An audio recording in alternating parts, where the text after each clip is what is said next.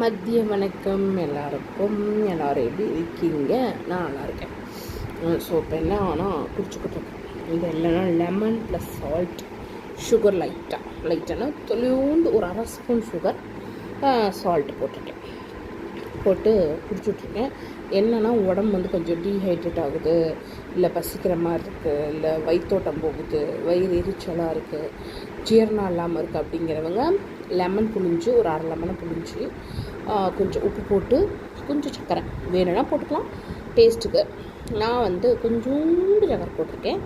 இல்லைன்னா so many times வந்து உப்பு போட்டு குடிக்காத எனக்கு லெமன் பிடிக்கும்.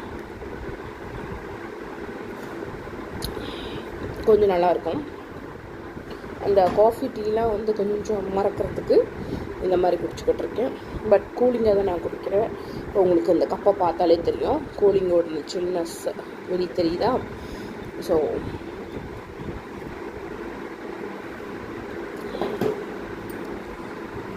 அது மாதிரி நீங்களும் ட்ரை பண்ணுங்கள். இது வந்து குளிர்காலம் மழை காலம் அந்த மாதிரிலாம் இல்லை. கூலிங் வேணாங்கிறவங்க கூலிங்கை தவிர்த்துடலாம், ஓகேங்களா? ஸோ எனக்கு என்னென்னா பாடி ஹீட்டு, நிறைய விஷயங்கள் யோசிக்கிறேன், நிறைய ப்ராப்ளம் ஃபேஸ் பண்ணுறேன். அப்படிங்கிறதுனால கொஞ்சம் வந்து எப்பயுமே வந்து ரத்தம் சூடாக டென்ஷனாக பாடி ஹீட்டோடு எனக்கு இருக்கும். ஸோ அதனால் இந்த மாதிரி கூலிங் வாட்டர் தான். நார்மல் வாட்டர் குடித்தா எனக்கு அப்படியே உள்ள தக்கன்னு இருக்கும். கூலிங் வாட்டர் குடிக்கிறது இஸ் பேடு, அது எனக்கு தெரியும். இருந்தாலும் நான் வந்து எனக்கு லங்ஸ் வந்து ஃப்ளால்ட் ஆகும்போது டாக்டர் கேட்கும்போது எங்கள் வீட்டுக்கார் ஃபஸ்ட்டு சொன்னது, நான் நல்ல சில்லு தண்ணி குடிக்கிறேன், அதனால தான் அவளுக்கு சளி பிடிச்சிக்கிறேன் அப்படின்ட்டு. ஸோ டாக்டர் தரப்புலேருந்து அப்படிலாம் எதுவும் இல்லை, உங்களுக்கு எது ஓகேவாக இருக்கோ அது நீங்கள் எடுத்துக்கோங்க அப்படின்னாங்க. ஸோ அதனால் வந்து குடிச்சிட்ருக்கேன். எனக்கு நார்மல் வாட்டர் குடித்தா கொஞ்சம் தக்க இருக்கும். நிறைய பேர் கேட்கலாம், மருதாணி வச்சுக்கிட்டே இருக்கீங்களே, கையில் ஒரு நாள் கூட மருதாணி இல்லாமல். இந்த நகம் எனக்கு தெரிஞ்சு வந்து வெள்ளை கலரில் இருந்ததே கிடையாது. ஸோ அந்த மாதிரி மருதாணி வச்சுட்டே தான் இருப்பேன். அதுவும் எங்கள் வீட்டு சைடு பார்த்திங்கன்னா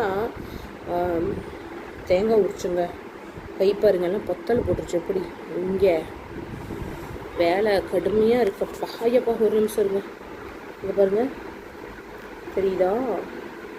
பொத்தல் போட்டு இதில் இன்னும் பொத்தல் போட இருக்குது. தேங்காய் உரித்தேன், அந்த தேங்காய் காட்டுறேன் பாருங்கள். இந்த தேங்காய்லாம் உரிச்சு தாங்க கையை பொத்தா போட்டுருச்சு. It's okay. இது வந்து எண்ணெய்க்காக, தேங்காய் எண்ணெய்க்காக உடச்சி போட்டிருக்கேன். வெயில் அடிக்கலை, கொஞ்சம் மழை மோடமாக இருக்குது. ஸோ அதனால தான் வந்து வெளியே போடலை. ஓகே பாருங்கள், சும்மா எனக்கு சொல்லணும்னு தோணுச்சு சொன்னேன். வேணா இந்த மாதிரி ட்ரை பண்ணுங்கள். ட்ரை பண்ணவங்க இருந்தால் எனக்கு கீழே கமெண்ட் பண்ணுங்கள், நான் தெரிஞ்சுக்கிறேன். ஓகே, பாய்.